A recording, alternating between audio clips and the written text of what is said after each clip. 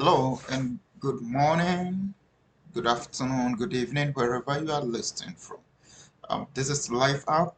We are here again to give you some of the greatest information you can have if you want to study abroad. Today we're going to look at studying abroad, specifically Canada. So in today's video, what we'll be looking at is the study permit, the application process, and then the proof of fund you need, and then the postgraduate work permit. There is an update on that I will speak to it. So stay tuned to the end of this video so that you get all this information that is needed for you. So this Life App again. If this is your first time coming here, um, what we do is we give you information on moving abroad. If you want to study in Canada, United States, or if you want to work in Canada, United States, we give you all the necessary information that you need. We don't do application. We promise maybe 2024 we will assist you in your application. If we have time, we are anticipating we may have time in 2024 to do that. We will assist you in your application, but we don't take it on ourselves to do applications for you because we are not any agency. We are not working for any agency, and we are not working for money. We give you free information. So if you have any question, you ask and then we will help you. If you check our previous videos, there are so many opportunities that we shared that you can look at it and then utilize it. So today, these are the 4 things that we are going to run through very quickly. Study permit, application process, approval fund, and then the postgraduate work permit. So to begin with, what is a study permit at all? So before you could be eligible to study in Canada, you need to get a study permit. The immigration office, the IRCC, will give you a study permit, that is Immigration, Refugees and Citizenship Canada, will have to give you a study permit to come and then study. So note that there are 2 different things: applying for your school and then getting the school is different from applying for your study permit. You could get a school all right, but you may not get a study permit and you will not be able to come and study in Canada. So note the 2 differences. Some people think after getting the school, they get study permit automatically to come and study in Canada. No, you have to go through that process. So the first thing you do is to get your school, apply for your school, and then when your school admits you, then you can apply for the study permit. And then when you're applying for the school, what you need to look for is what they call DLI. Every school that you apply to should have a DLI, which is designated learning institution. Designated learning institution. So if the school is not a DLI school, then you don't qualify for study permit, so your study permit will be refused if you apply for. So make sure your school is a DLI school, and then you apply to the school, you go through the application process. That's not what we are looking at, so we're not going to look into that. And then after you've gotten your admission, you have to get your letter of acceptance, or some will call it letter LOA, letter of acceptance, or offer letter. Offer letter usually refer to the jobs, but the schools refer to letter of acceptance. So you get your letter of acceptance. So now you are done with the school. You have to go to the immigration IRCC to apply for your study permit. So that is what we are coming to look into. That's what you are coming to look. So what you need to do is you go to the IRCC portal, and then you create an account in their portal. And what you do is After your account is created, you start your application for steady payment. One advice is, I know some of you will still want an agent to help you do it. It's fine. That is your own decision. But when an agent is doing it for you, I will advise you that create your account yourself, create your account yourself, and then give the credential to the agent to do the application for you. Give the credentials to the agent to do the application for you so that you also have total control of your account. That is an advice that I will give you. Or even if you can't create your now, even I shouldn't even say that because you are coming to study, so why can't you create an account? So that is something that you have to do it yourself. So now the study permit, you look at what we are coming to look at what they will need. So your first thing is your LOA, letter of acceptance, that is needed. That is needed. Obviously, you must have your passport. And then if you are coming with dependent, that is your wife, children, or your husband, children, yeah, they must also have a passport.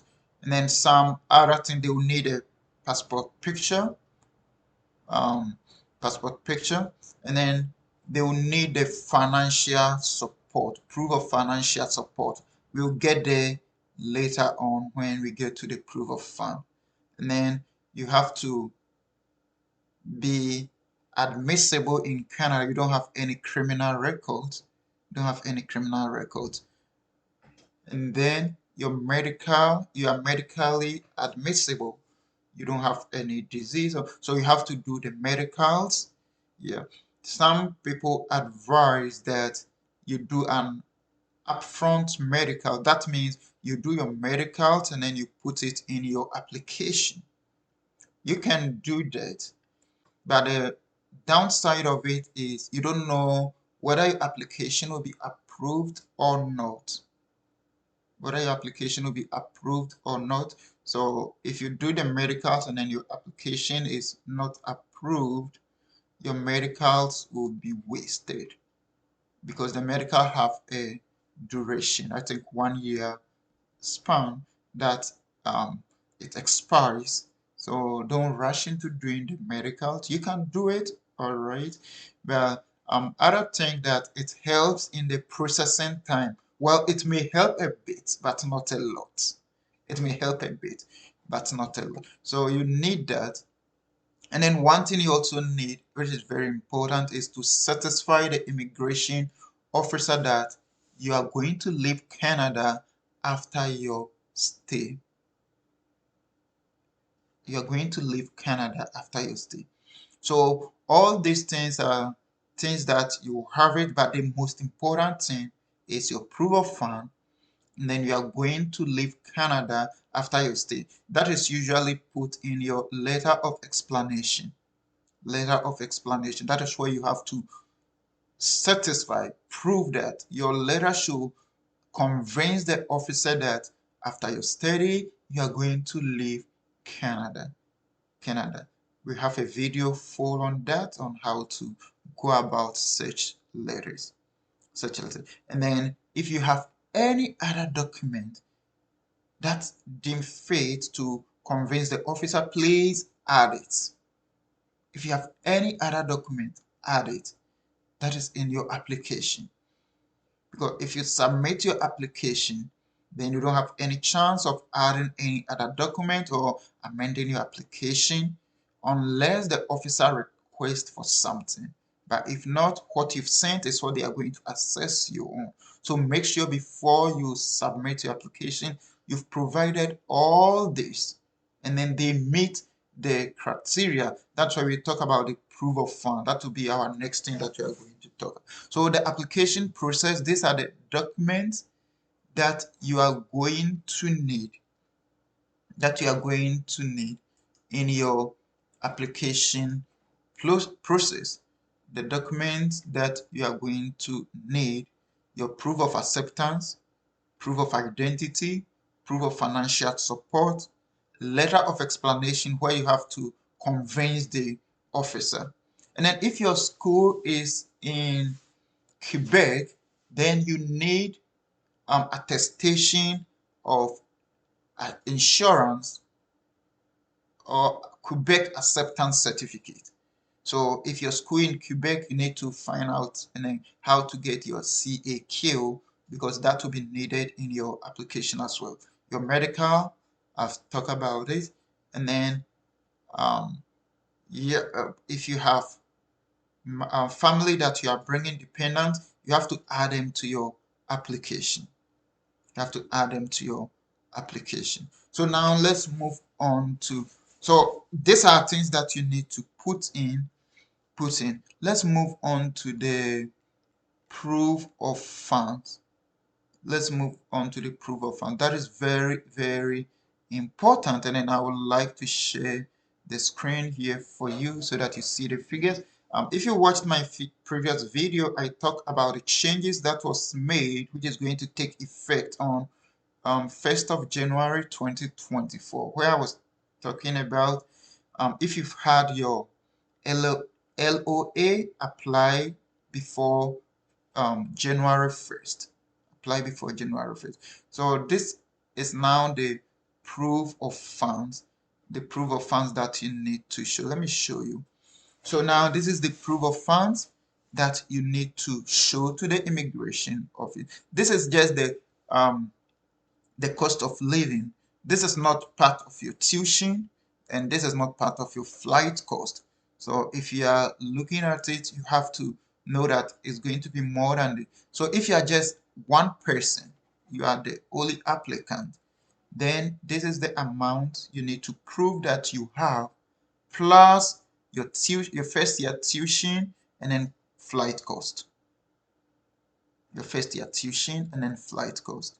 So if your first year tuition is also, let's say, 20,000, and then your flight cost is, so you add them, so we'll be thinking about maybe 45,000 to 50,000 to prove if you are just one person. If you are just one person. And then if you are coming with a dependent, so you and then your dependent, then this is the amount 25690. And they are all in Canadian dollars. If you are coming with your wife and then maybe one child, making you 3, this will be the amount you need to prove. If all your dependent total of 7, which I know I have not a student coming here with a total of 7 dependent, this is the amount you need to prove. And then, well, that is for you to do. If you're more than 7, each additional family member, you need to add this one. So as it has been explained, this is an example for you. If you and 2 family members want to come to a province other than Quebec, because Quebec have their own cost of living standard, so they are different. So if your school is in Quebec, make sure you are not using this information. Check that of Quebec, and then you get the right information. Outside Quebec for a year, so this is just for a year, you will need 31,000. So 3 dependents, you need 31,000. 2 dependents and then yourself. 3 people, family, you need 31,583. 31,583. So this is plus your what do you say? Plus your tuition and cost of living. Let's look at some things they said about the letter of explanation. So you see, that was what I was telling you. This letter helped the officer understand you and your goal, and it explains why you want to study in Canada, that you understand your responsibility as a student. One of your responsibility as a student is that after your study, you go back to your home country. That is important today.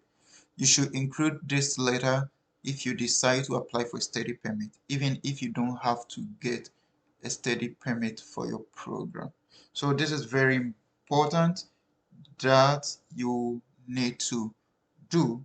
You know, Quebec always have their way, so make sure if you're school in Quebec, you find something, you find the information on Quebec. I think this video is getting long, and then I'm going to end soon. So on the postgraduate work permit, I think that is a second step.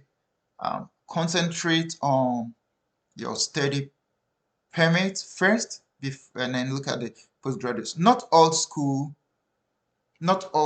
have a postgraduate work permit, but personally to me, I would say that shouldn't be a problem, because after you've studied for 2 years, 3 years, then I guess you should be able to find a legit way to get a work permit. So that shouldn't be a problem, but it's better you get a school that have the postgraduate work permit. So what the postgraduate work permit is that after your school, you are given a work permit to work for some time, usually the duration of your school.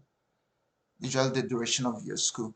But the changes that happened was that due to COVID and then labor shortage and all those stuff, people were allowed to extend their postgraduate work permit for 18 months. For 18 months. And then that program was supposed to end on 31st December 2023. And then the announcement that came is that that extension will not happen again. So for those, there's exemption, like for those who have their postgraduate work permit expiring on 31st December 2023, they are still eligible to apply for the extension, 18 months extension.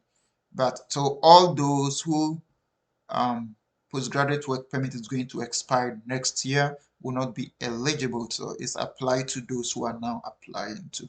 But I think that shouldn't be any big deal. That shouldn't be any big deal. So I was able to run you through quickly because we don't want to have a longer video.